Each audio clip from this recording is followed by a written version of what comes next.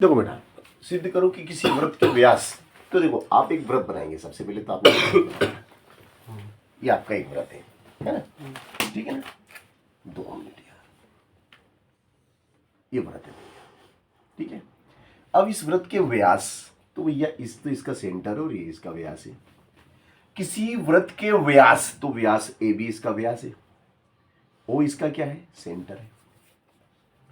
किसी व्रत के व्यास के सिरों पर, सिरा ए और सिरा बी, सिरों पर खींची गई रेखाएं, ये एक स्पर्श रेखा ये खींची, एक स्पर्श रेखा ये खींची। तो खींची गई स्पर्श रेखाएं, खींची गई स्पर्श रेखाएं, ये स्पर्श रेखा, ये भी स्पर्श रेखा, ठीक है ना भैया? खींची गई स्पर्श रेखाएं,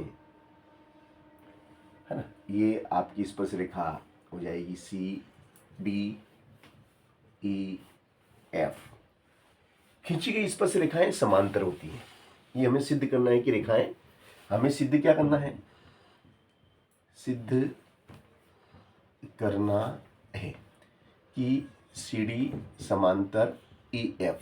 ये हमें सिद्ध करना है कि सी डी जो रेखा, ये वाली रेखा है और ये वाली रेखा है, ये दोनों समांतर हैं। अब 2 रेखाएं समांतर कब होती हैं? जब उनके एकांतर कोण बराबर होते हैं। 2 रेखाएं समांतर जब होती हैं, जब 2 समांतर रेखाएं कब समांतर होती है? यदि 2 समांतर रेखाओं को एक तिर्यक छेदी रेखा काटती है तो बने एकांतर कोण भी समान होते हैं, तो वो समांतर होती हैं।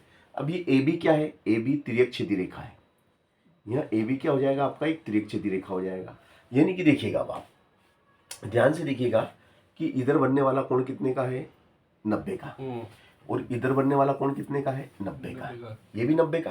भाई देखो, ध्यान से देखिए आप ये वाला यूं ले लो, चलो यूं ले लो, चलो। और इसको भी अपन छोटा बना लेते हैं, चलो बड़ा मत बनाओ। तो ये भी 90 का और ये भी। इसको कोण 1 नाम दे देंगे। इसको क्या दे देंगे? 1 कोण 1। और इसको नाम दे देंगे कोण 2। तो ये लिखेंगे, चूंकि कोण 1 बराबर कोण 2, लिखो एकांतर कोण, नहीं सॉरी, क्यों बराबर है ये बताओ आप। तो बराबर क्यों है? कोण 1 कोण 2 के बराबर क्यों है बताओ?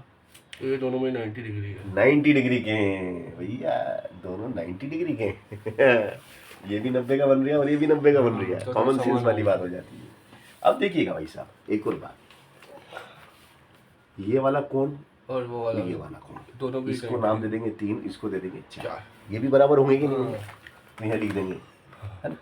तथा कोण 3 बराबर कोण 4 बराबर 90।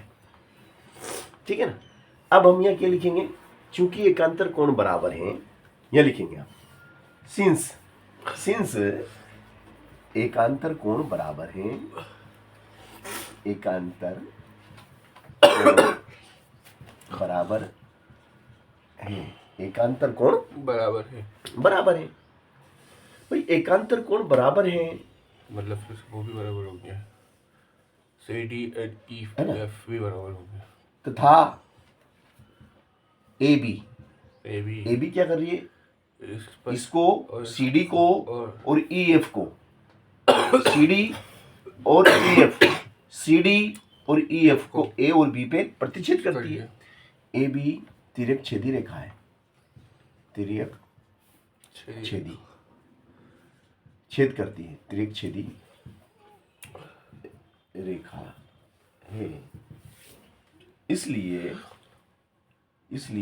सी डी समांतर ई एफ इति सिद्धम।